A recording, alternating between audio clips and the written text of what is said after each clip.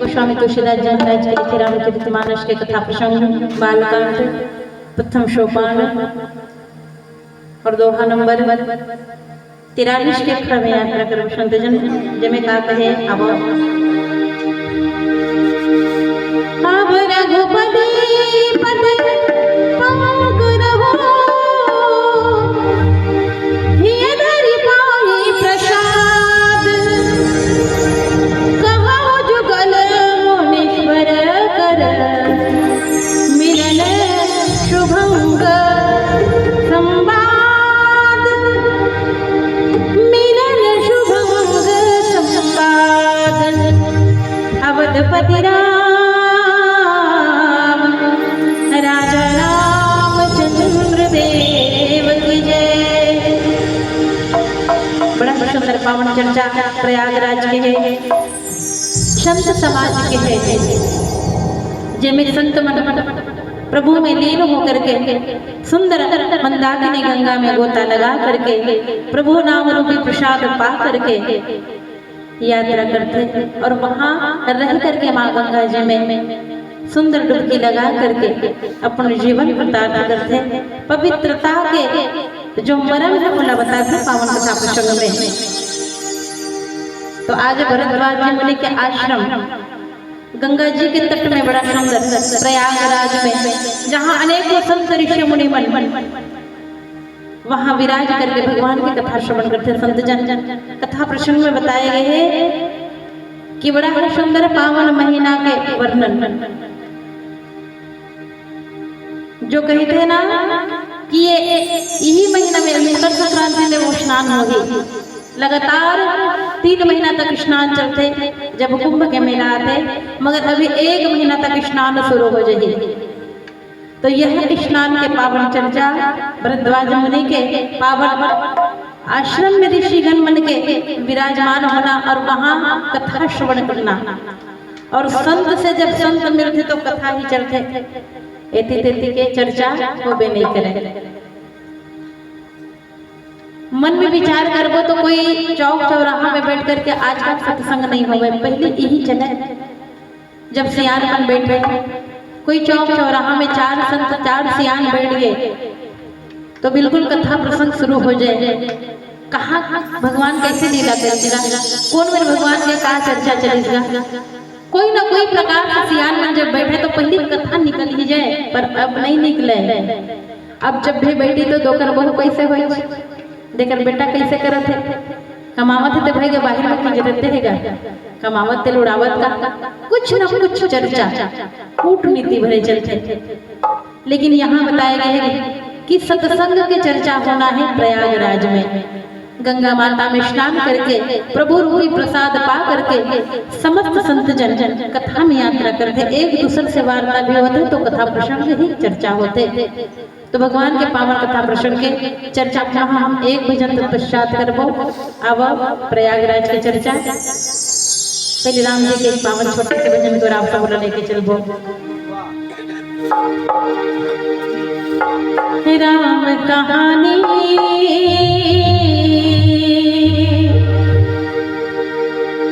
सुनो श्री राम कहानी, राम कहानी सुनो श्री राम कहानी। श्री राम जय राम जय जय राम, श्री राम जय राम जय जय राम, श्री राम जय राम जय जय राम, श्री राम जय राम जय जय राम।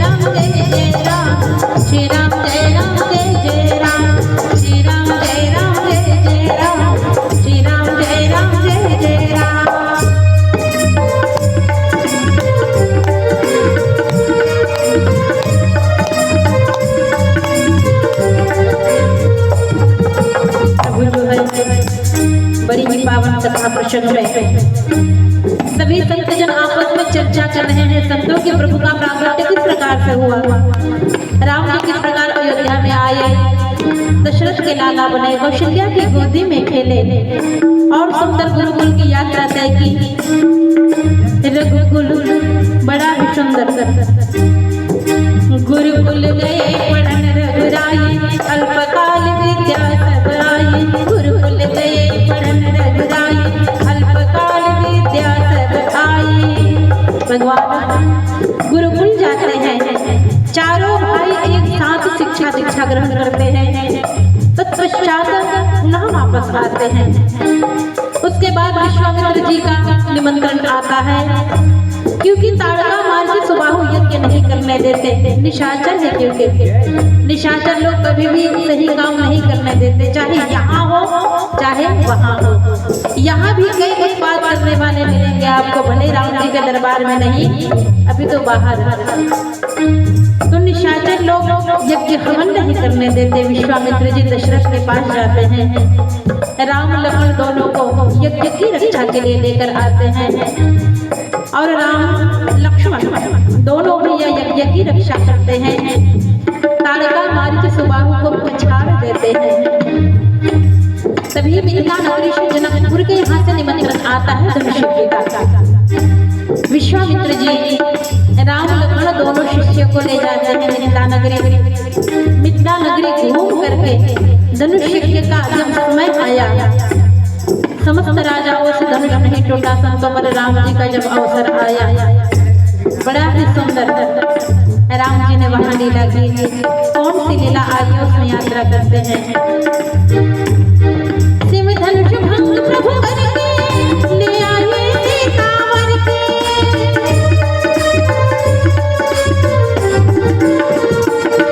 सिम धनुष भंग प्रभु करके ले आए सीतावर के, सिम धनुष भंग प्रभु करके ले आए सीतावर के।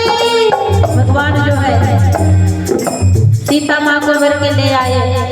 चारों भैया का एक साथ विवाह भी हुआ, पर समय बीतता गया, राज तिलक की तैयारी होने लगी। अब राम जी कहते हैं चारों भाई एक साथ शिक्षा दीक्षा ग्रहण किए, एक साथ विवाह भी हुआ, मगर राज तिलक केवल एक ही का कैसे होना चाहिए, इसमें तो परिवर्तन करना पड़ेगा। फिर माता सरस्वती आकर किसी की मति फेर दी, आप सभी जानते हैं प्रसंग को।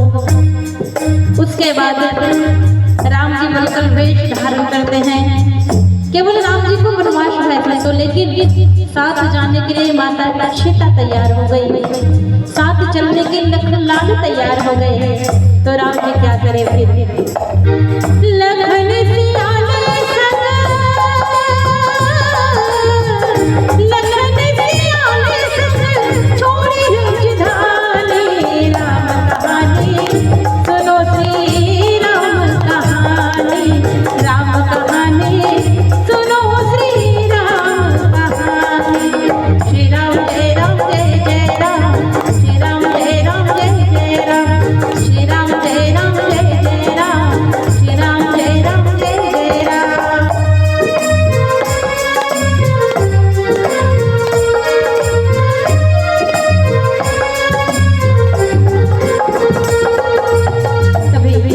जंगल की यात्रा होकर मैं बीती रही थी, तभी अचानक एक माया का मृग आया, माँ सीता के मन को लुभा गया।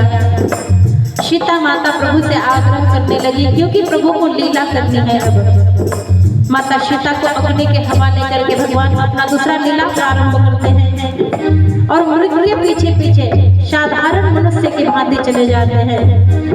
बहुत दूर जाने पर मृग को बाण लगा, मृग चिल्लाने लगा, लक्ष्मण बचाओ, लक्ष्मण हाय लक्ष्मण बचाओ, लक्ष्मण। माता सीता भयभीत हुई कि स्वामी के ऊपर कोई विपत्ति तो नहीं आन पड़ी है। तो लक्ष्मण भैया जाओ और स्वामी की रक्षा करो। लक्ष्मण जी कह रहे हैं कि माँ मेरे भैया जगत के नाथ में, उन्हें कुछ नहीं हो सकता, लेकिन वहाँ तो माया का पर्दा डला हुआ है। लक्ष्मण जी महाराज फिर धनुष की रेखा खींचकर आगे बढ़ते हैं। तभी कोई ताक लगाए बैठा है आश्रम के बाहर।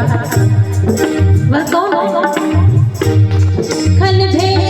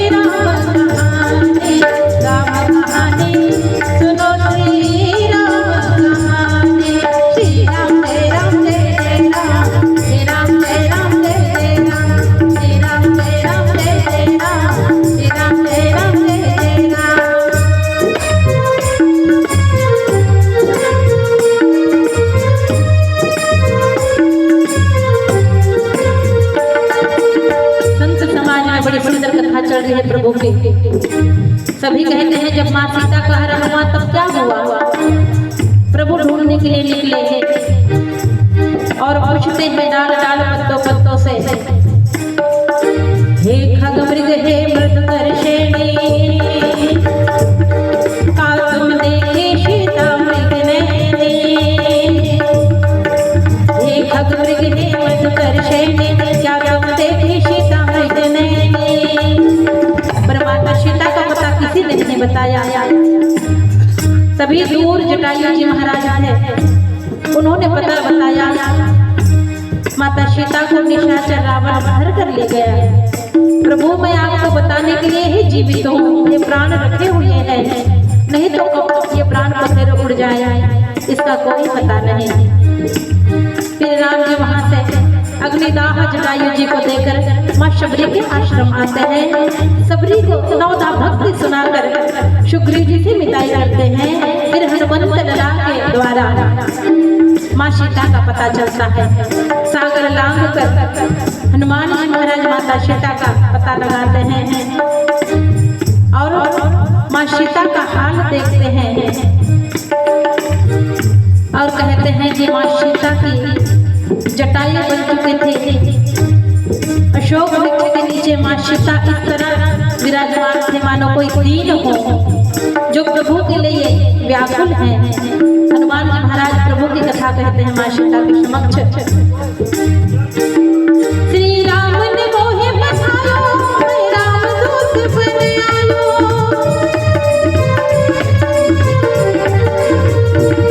श्री राम ने मोहे बसायो, मैं राम दूत बन आयो। पर माता सीता को यकीन नहीं हो रहा क्योंकि वानर है और छोटा सा वानर सागर लांघकर कैसे आ सकता है? ये जरूर रावण की माया है। लेकिन हनुमान जी कहते हैं कोई माया नहीं माँ, रामदूत में मातु जानकी, सत्य शपथ करुणा निधान की। जय जय माँ कहती है और सोचती है कि करुणा निधान की शपथ ले रहे हैं। करुणा निधान तो केवल मैं कहती हूँ अपने स्वामी को, तो जरूर ये मेरे प्रभु के दास हैं। श्री राम ने मोहे पठायो, मैं राम दूत बन आयो।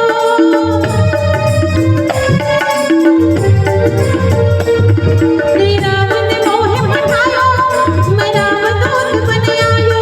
सीता माँ की सेवा में रघुवर को संदेशा लायो और संग लायो, और संग लायो प्रभु मुद्रिका निशानी। राम कहानी सुनो श्री राम कहानी, राम कहानी सुनो श्री राम कहानी। कहते सुनते आवे, कहते सुनते आवे आँखियों में पानी। राम कहानी सुनो श्री राम कहानी, राम कहानी सुनो श्री राम कहानी, राम कहानी सुनो श्री राम कहानी। श्री राम जय राम जय राम, श्री राम जय राम जय राम, श्री राम जय राम जय राम, श्री राम जय राम जय राम। बोले भक्तवत्सल भगवान की जय। भरद्वाज मुनि बसहि प्रयाग, हितहि राम पद अति अनुरागा। तापस समागम दया निधाना, तापस समागम दया निधाना। परमारथ पद परम सुजाना, परमारथ पद परम सुजाना। भरद्वाज महाराज माँ गंगा के तट में प्रयागराज में बसते। भरद्वाज मुनि बसहि प्रयागा, और प्रयागराज में बस करके निरंतर राम भक्ति में लेने हैं, राम जी की कथा प्रसंग में लेने हैं, राम भजन में लेने हैं। कहे गले प्रयागराज कौन जा सकते हैं, जेकर पास अधिक पैसा है वो जा सकते हैं, और जेकर पास अधिक पैसा नहीं है वो भक्ति के माध्यम से जा सकते हैं। तो आज संत समाज ला प्रयागराज का उपाधि दे गोस्वामी तुलसीदास जी के थे कि प्रयागराज संत समाज के दर्शन के फल जो है प्रयागराज के तीर्थ के फल मिल सकते हैं। तो आज संत समाज रखलो तीर्थराज प्रयाग के संध्या दिए जाते। यह तीर्थराज प्रयाग में अनेक ऋषिगण प्रभु के कथा में यात्रा करते। संत समाज तापस समदम दया निधाना, तपस्वी मुनि मन गलो दया के निधान है और भगवान करुणा के निधान के कथा प्रसंग में डूबे हुए संतजन।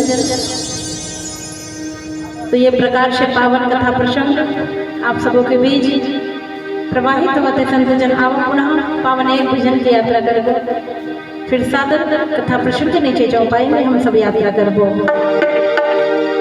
बोली भक्त वत्सल भगवान की जय।